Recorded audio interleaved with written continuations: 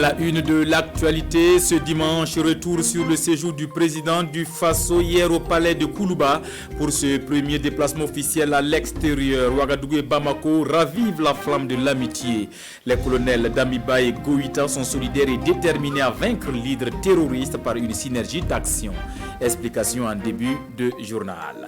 Fin de ce jour également à Tita, dans la commune de Pouni, avec le portrait de Germain Néa, fils de la localité. Il concilie harmonieusement son statut de commis de l'État et fils d'agro-pasteur. Germain nous ouvre volontiers les portes de sa ferme. Charles est aussi au rendez-vous ce dimanche. Ce sujet abordé, les changements climatiques qui perturbent le cycle normal des saisons. Chronique Société en fin d'édition. Voilà pour le menu de ce 13h. Madame, Monsieur, merci de nous suivre. D'abord un tête-à-tête entre les présidents Paul-Henri Sandaogo Damiba et Assimi Goïta hier au palais de Koulouba à Bamako. Une visite de travail et d'amitié ensuite élargie à leurs délégations respectives. Le Mali et le Burkina, sous transition, échangent autour de leurs préoccupations communes. La lutte contre le terrorisme est la priorité de ces deux pays qui partagent une frontière longue de 1400 km. Jérôme Tendanou nous fait le point du séjour du président du Faso au Mali. Palais de Koulouba à Bamako. Le président du Faso rend visite à son homologue malien. Le lieutenant-colonel Paul-Henri Sandaogo Damiba et le colonel Assimi Goïta sont dans une dynamique de mutualisation des efforts des deux pays dans la lutte contre le terrorisme.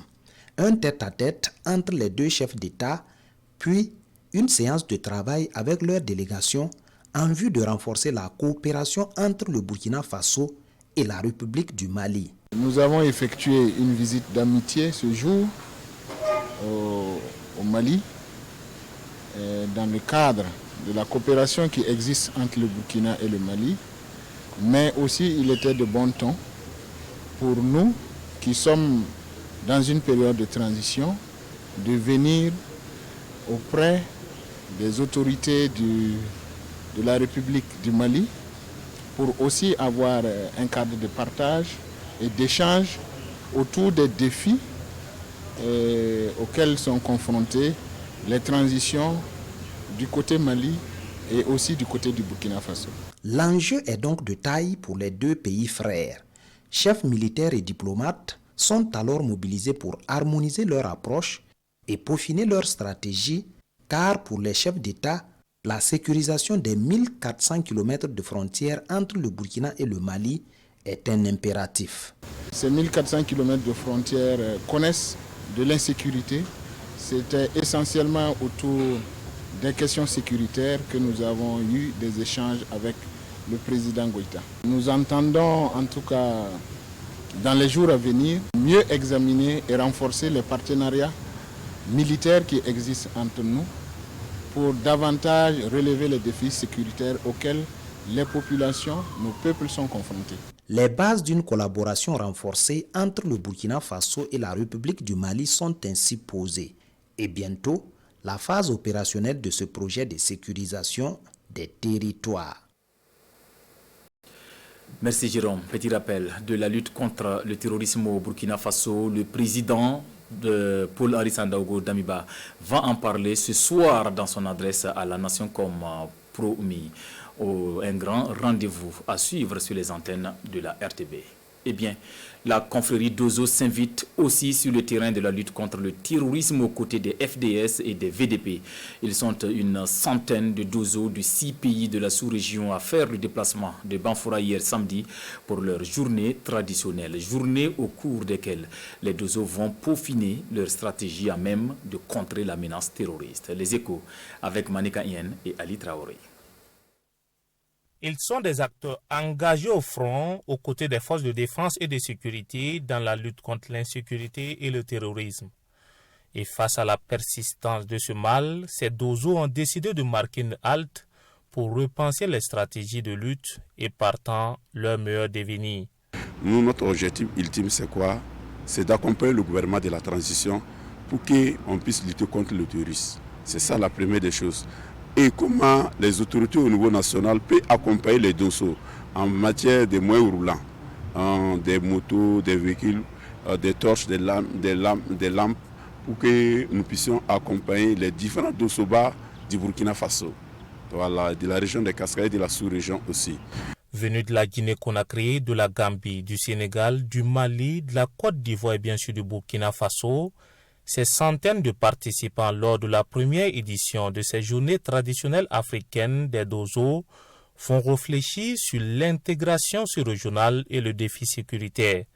Un thème qui devrait en principe permettre à ces chasseurs traditionnels de développer des initiatives pour venir à bout de l'hydre terroriste.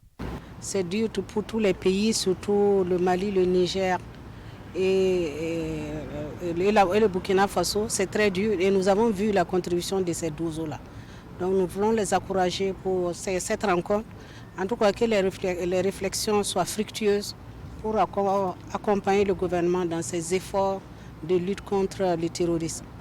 Je saisis la présente occasion pour exprimer au nom de son Excellence, Monsieur le Premier ministre, que je représente ici, la solidarité du gouvernement à l'endroit de toutes les populations, à l'endroit de tous les peuples victimes de la terreur et du terrorisme dans le monde. En cette circonstance, je tiens également à saluer les fortes et nobles actions des bonnes volontés qui concourent à soutenir et à renforcer les forces de défense nationale, les forces de sécurité intérieure, les volontaires pour la défense de la patrie, déjà engagés dans cette lutte. Et pour mieux appréhender cette situation sécuritaire afin de mieux se comporter, une conférence publique est animée ici par le ministre Bassol Mabazié et modérée par Maître Siaka Koulibaly. Manga, troisième étape de l'équipe du secrétariat permanent de l'ITIE en campagne de dissémination du rapport 2020 de l'initiative pour la transparence dans les industries extractives. Cette fois, c'est une conférence publique avec pour cible des femmes du centre-sud à qui l'ITIE lève le voile sur l'exploitation minière au Burkina et les retombées pour l'État et les collectivités. Explication de Gérard Sommet et Mariama Tamboura de retour de la cité de l'Épervier. Après les régions du centre-ouest et du plateau central, le secrétariat permanent de l'initiative pour la transparence dans les industries extractives SPITIE poursuit sa campagne de dissémination dans le centre-sud. Les principales cibles sont les femmes. L'ITIE porte ici à leur connaissance les informations relatives au secteur extractif. L'exercice se veut une manière de rendre compte des activités minières au Burkina et aussi de partager le contenu du rapport ITIE 2020. Partout là où il y a un site d'or ou qu'elle soit industrielle ou semi, la plupart des activités reviennent aux femmes.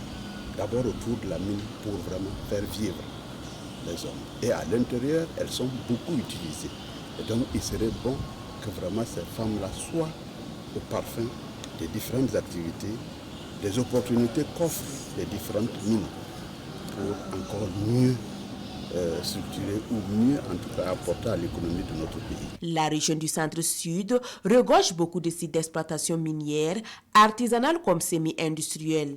Et le fait de partager les opportunités qu'offre le secteur minier pourrait aider davantage à la production de la richesse. Les femmes vraiment contribuent beaucoup à rendre le site viable parce qu'en tant qu'elles travaillent d'abord dans les sites miniers et également elles développent beaucoup d'activités autour de ces sites-là, et qui est non négligeable vraiment. La vision de l'ITIE, promouvoir une bonne compréhension de la gestion des ressources naturelles et fournir des données pour informer et mener des réformes permettant d'endiguer la corruption et aller vers une gestion saine du secteur extractif. La région des Hauts-Bassins est la prochaine étape pour cette campagne de dissémination. Zoom à présent sur un jeune entrepreneur et innovateur, un rêve devenu une réalité pour Arsène Yen. La mécanisation de l'extraction des briques latéritiques dans la commune de Dano est à mettre à son actif. Arsène est d'ailleurs le meilleur artisan minier de l'année. Vous le verrez à l'œuvre dans ce reportage de Elvis Twina et Lambert Soma. Le pari de la mécanisation de l'extraction des briques latéritiques est en passe d'être gagné. Sur ce site dans la périphérie de Dano, la star, c'est cette machine semi-mécanisée. Elle a été pensée, dessinée et conçue par ce jeune entrepreneur. Le cadre, ce sont les fers, les IPN et les U là, qu'on utilise pour faire le cadre. On a le moteur, ça ce sont des moteurs de marque chinoise, donc on utilise. Il y a le disque aussi à couper. Bon, c'est un disque à béton, mais nous on l'utilise pour couper les latérites.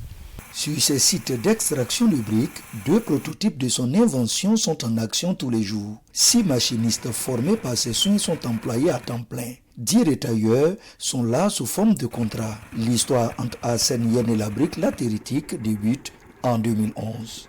En 2017, après l'obtention de son baccalauréat, alors qu'il se prépare pour l'université, au détour d'une conversation avec son père, il décide de lâcher les études pour la brique latéritique.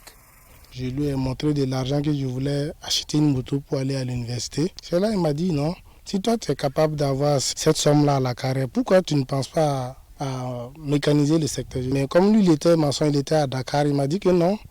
Et une fois sur les sentiers, ils avaient coulé un béton qui était un peu mal fait. Ils avaient utilisé une petite meule pour découper le béton. C'est là que j'ai dit, ah bon, s'il y a une machine qui découpe le béton, c'est que ça peut découper la pierre. Bon, c'est de là que l'idée a germé. Un pari risqué, mais aujourd'hui gagnant. 2 nouvelles machines avec chacune 2 disques à couper sont acquises. Dans son rêve, il est suivi par un fidèle ami.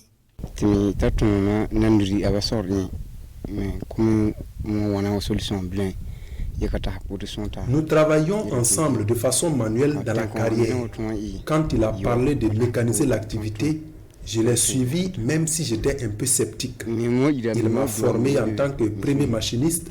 Aujourd'hui, j'ai la charge des nouveaux arrivants. Pouvoir travailler avec des techniciens chevronnés pour la conception de nouvelles machines ou en acquérir sur le marché, voici les défis à relever pour notre inventeur. Pour lui, la brique latéritique offre une panoplie d'opportunités. Ces briques-là, non seulement on peut en faire des briquettes, on peut faire des briques compressées, on peut même faire des pavés. S'il y a le matériel, je pense que rien ne se perd ici. Tout se transforme. Son abnégation au travail lui a valu d'être désigné meilleur artisan minier de l'année 2022. C'était au cours des journées de l'artisan minier organisées par le ministère des Mines et des Carrières.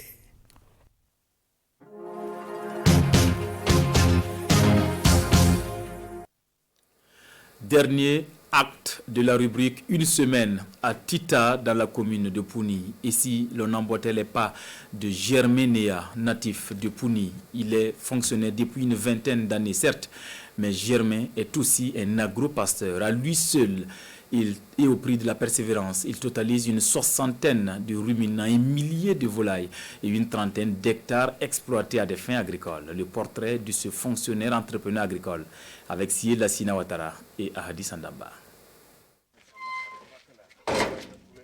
Il est 7h30 ce samedi matin et c'est l'heure de la revue pour Germain Néa.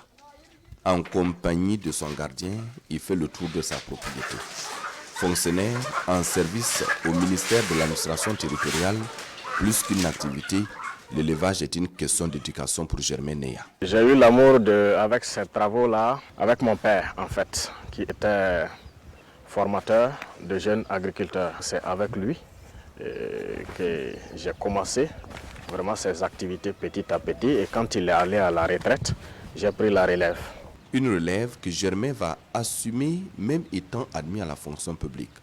À titre illustratif, pendant ses 12 années de service à Koloko dans le Kénédougou, il va poursuivre ses activités. J'avais une exploitation de en gros 14 hectares où j'ai même planté des anacardiers, et des manguiers et qui produisaient très bien. De retour chez soi, Germain commence d'abord avec l'élevage de la volaille, puis l'agriculture. Cela fait maintenant 3 ans qu'il exploite ce terrain.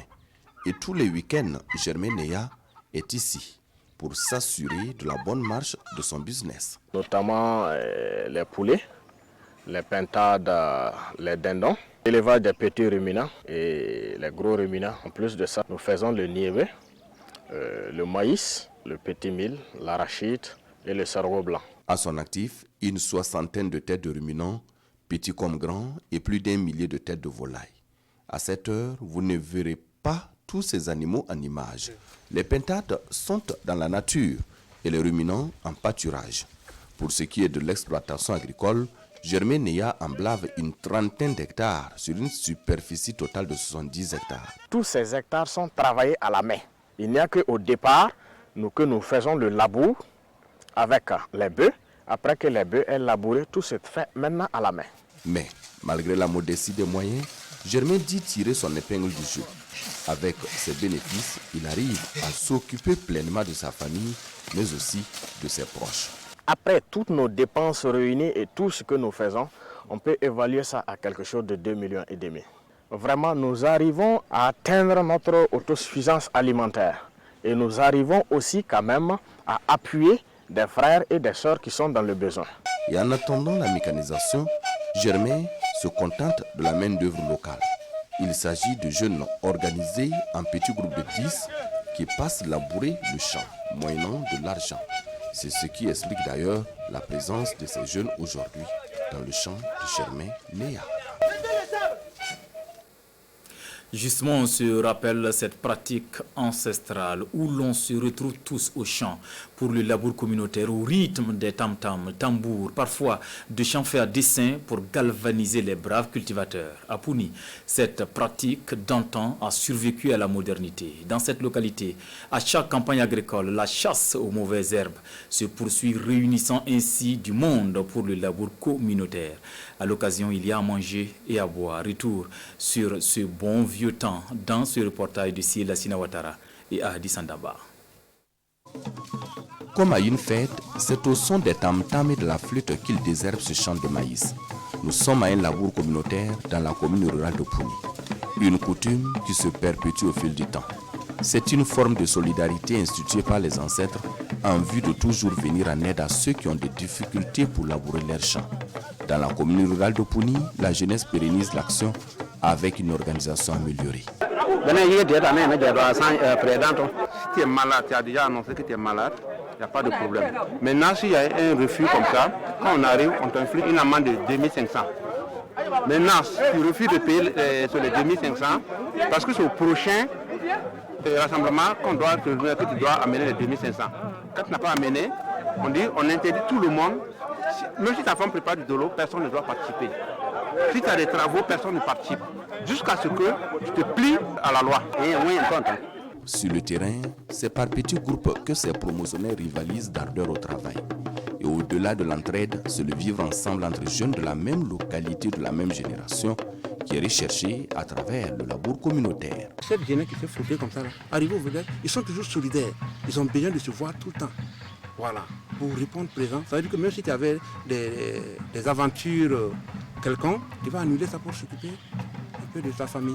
Au propriétaire du champ labouré, il est seulement demandé d'assurer le transport des jeunes du village au champ et d'apporter de quoi les motiver, notamment de la bière de sorgho.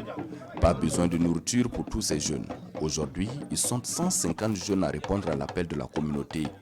Et en moins de 2 heures, ils ont labouré plus de 3 hectares.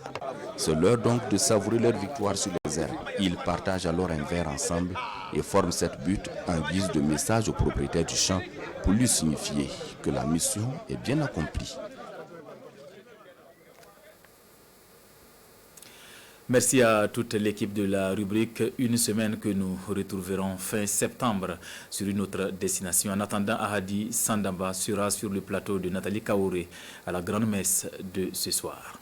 Suite de ce journal avec la fin du cycle de parrainage de plus de 1800 jeunes qui, après 18 ans passés sous la tutelle de Compassion Internationale, entrent à présent dans la vie active, une vie socio-professionnelle longuement préparée d'avance aux effets de formation dans le centre de développement des enfants et des jeunes. Sortie officielle de la promotion Hope and Barka en image avec Siela Sinawatara et Tanga Kafando. Ces jeunes ont en majorité 22 ans.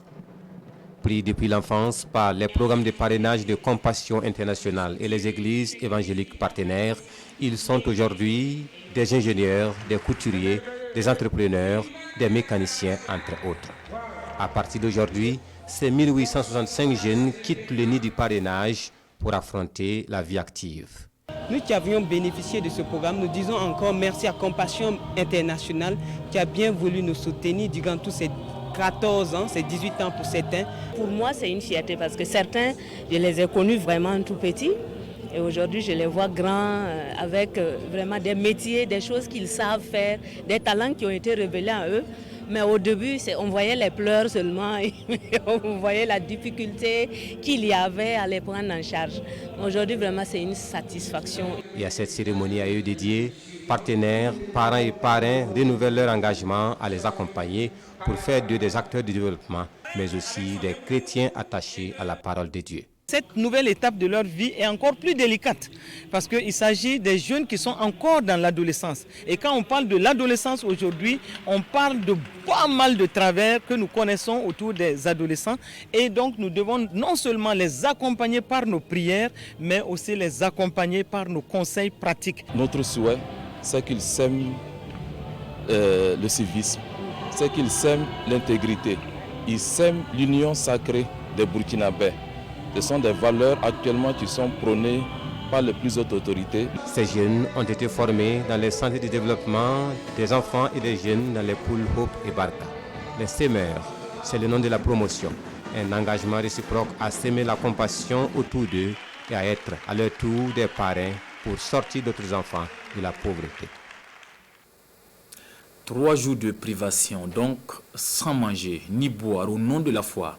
La 26e édition du Jeûne d'Esther international de Ouagadougou, voulu par le CIMIDI, a tenu toutes ses promesses. Des fidèles chrétiens de plusieurs pays ont fait le déplacement de la capitale burkinabé pour ces Jésios.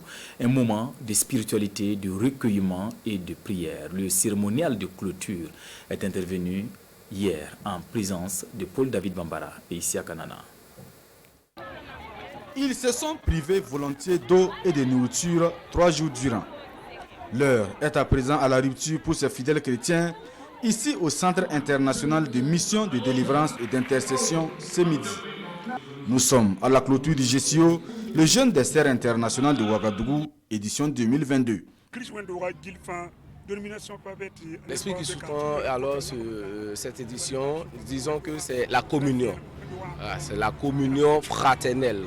Il n'y a pas eu cette dénomination qui n'a pas été représentée ici. Et c'est ce que nous souhaitions, c'est ce que nous voudrions. Et nous avons prié comme sujet principal là pour la paix et la sécurité de la nation. Nous avons prié également pour les femmes qui sont en quête d'enfantement, pour les femmes stériles qui veulent enfanter. Nous avons prié également pour ceux qui étaient malades, pour que Dieu leur accorde la guérison, ceux qui étaient oppressés, tourmentés, alors qu'il y ait la délivrance. Le Jeûne d'Esther, c'est aussi et surtout 3 jours de recueillement, d'enseignement et de délivrance.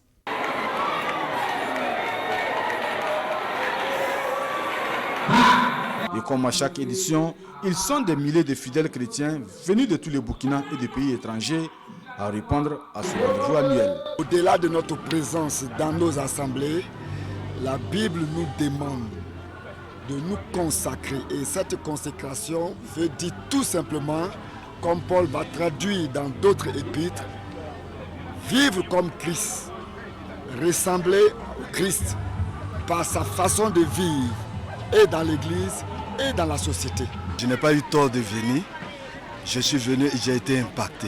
Et je crois que mon ministère sera impacté. Je crois que les fruits, les retombées de ce moment de jeûne, de ce moment de rencontre, d'impactation, véritablement vont retomber sur mon ministère en Côte d'Ivoire, à Abidjan. La consécration tout entière à Dieu, c'est le thème de cette 26e édition du GCO, un événement spirituel majeur pour le Centre international de mission, de délivrance et d'intercession. Il se tient tous les ans à la première semaine du mois de septembre. Sport, football, les étalons locaux rencontrent cet après-midi les éléphants locaux à Agadir, au Maroc, pour le compte du match retour des éliminatoires du CHAN Algérie 2023. À quelques heures de ce rendez-vous important, Oscar Barou et ses poulains ont découvert le grand stade d'Agadir, théâtre du match face à la Côte d'Ivoire. Nos étalons locaux ont effectué leur dernier entraînement hier soir, question de peaufiner les dernières stratégies. Reportage de nos envoyés spéciaux Jean Modeste Ouedraogo et Adama Guiti. Sourire aux lèvres et décontractés, les étalons locaux découvrent l'antre du grand stade d'Agadir. Sur cette pelouse, ils vont en découdre avec les éléphants locaux de la Côte d'Ivoire et la pression monte d'un cran à quelques heures de coup d'envoi. Pour moi personnellement, c'est une pression parce qu'à toutes les fois que je suis allé pour chercher la qualification, j'ai pu me qualifier. C'est-à-dire qu'à quelque part, je me dis encore qu'il faut arriver à le faire et pour respecter ce qui est une règle pour moi. Donc personnellement, j'ai une pression personnelle et en plus de ça, il faut qu'on aille au CHAN. Face à la Côte d'Ivoire, il n'y a pas de calcul. Tout le monde est confiant et la qualification pour le CHAN en Algérie est sur toutes les lèvres. Bon, je pense que ça va bien se passer. Voilà, vu l'ambiance qui règne dans le groupe. Et tous les gens sont concentrés à l'entraînement. Bon, je pense qu'on est prêt. Critiqué au Makale, Clavet Ndrebego, le meneur de jeu burkinabé, est très attendu pour ce match retour. Je suis prêt pour le match parce que, étant donné le match passé, bon, je n'ai pas trop donné de satisfaction. Voilà, après mon autocritique, je pense qu'arrivé au Maroc ici, voilà, nous avons fait notre propre autocritique. Je pense que le Clavet que tout le monde connaît sera dans son jour demain. Même si l'envie et l'excitation montent d'un cran, le sélectionneur Oscar Barreau, lui, préfère calmer les ardeurs de ses joueurs. Il y a cette envie qui est là, mais il faut savoir la mesurer parce qu'il ne faut pas qu'elle soit excessive pour déborder. Je pense qu'il faut arriver à la contenir, cette envie, et en même temps et aller chercher également la victoire. Cependant, le sélectionneur a préparé son plan de jeu et sait comment il compte aborder cette rencontre cruciale. Je pense que nous avons travaillé sur deux aspects et demain vous verrez à l'entame de ce match que tous les aspects vont sortir. Il y aura des moments où on aura le temps de les faire et il y aura également des moments où il faut observer parce qu'on ne peut pas attaquer 90 minutes. Nous avons beaucoup travaillé devant les buts. J'espère que les enfants auront toute la lucidité demain pour essayer de mettre ne serait-ce que le seul but et essayer de fermer derrière pour ne plus encaisser. Burkina Faso Côte d'Ivoire, c'est pour ce dimanche à partir de 19h, temps universel. Bonne chance à nos étalons. Dernier virage de ce journal avec la chronique Société au menu. Les changements climatiques qui perturbent le cycle normal des saisons. Entre inondations et sécheresse, le monde rural perd de plus en plus ses repères. Chronique signée Charles Kendrebego. L'exceptionnelle pluviométrie de ces derniers jours a replongé les plus anciens dans les souvenirs des vieux jours où l'hivernage rimait avec l'abondance des pluies avec pour pic le mois d'août. Il pleuvait alors des cordes. Et le vieux qui nous parlait de préciser. C'est un mois où le ciel ouvrait ses vannes sans se soucier de quoi mangeront les hommes le soir une fois rentrés des champs. Le foyer et le bois trempé, il était quasiment impossible pour bon nombre de femmes d'assurer les repas du soir. Ce calvaire pouvait durer 3 ou 4 jours d'affilée et en pareil cas, les réserves d'arachides, de sésame et même de la farine du petit mil hâtivement écrasée, pétrie et renflouée d'eau, suffisaient à calmer le ventre. C'était pas la bonne bouffe, mais à défaut de la main, nous dit l'adage, il faut donc téter la grand-mère. C'était l'époque des grandes récoltes. Le maïs, le sorgho, le petit mil, le haricot et bien sûr le mil rouge qui ployait sous le poids des grains en annonce des grandes festivités et d'autres saisons des funérailles grandioses. À tout seigneur, tout honneur. Et en cette période, les mânes en avaient les prémices. Ils ont donc intercédé et hommage leur était rendu en signe de reconnaissance. Et puis au fil du temps, poursuit le vieillard, comme si le ciel nous boudait tout d'un coup, il a hermétiquement fermé les robinets dans les années 73. Cette année-là, personne ne comprit ce qui s'était passé. Les paysans ont espéré la pluie en vain. Ils ont invoqué les mannes en vain. Point de pluie comme d'habitude en ce mois d'août. Et pourtant ce mois fut baptisé Sassikiou, ce qui décrit la façon dont les eaux se précipitent au sol. On y crut qu'ils avaient sonné le gong et les eaux rassemblées dans le firmament retournaient à la terre pour la féconder et remplir les mares et les rivières. Mais que s'était-il passé en cette année 73? Le ciel n'avait pas réuni assez de nuages et les eaux ont refusé d'amorcer la descente. Alors les greniers sont restés vides, les animaux sans nourriture et les rivières sans eau. Le président d'alors, Lamizana, prit son bâton de pèlerin. Avec l'aval de ses voisins qui connaissaient le même sort, il parcourut le monde entier plaider la cause des populations qui étaient sous les affres de la faim. L'histoire nous dit que de cette mésaventure naquit le CILS, Comité inter-État de lutte contre la sécheresse dans le Sahel. On a donc pris conscience qu'il faut lutter contre la sécheresse dans le Sahel. Fini donc la coupe abusive du bois, les feux de brousse, la divagation des animaux et les attitudes néfastes qui de nos jours sont responsables du réchauffement climatique. Ce qui semblait au début comme un serpent de mer n'est plus à démontrer. Le climat est en train de changer et la saison avec. Septembre a-t-il remplacé août? Depuis maintenant quelques années, tout porte à le démontrer et ce ne sont pas les Ouagalais qui oublieront de sitôt le 1er septembre 2009. Merci Charles. Ainsi s'achève cette édition de l'actualité. Merci de votre fidélité tout au long de la semaine. Et rendez-vous demain, Dieu voulant, avec Sanoa Christine Koulibaly pour le 13h. À bientôt.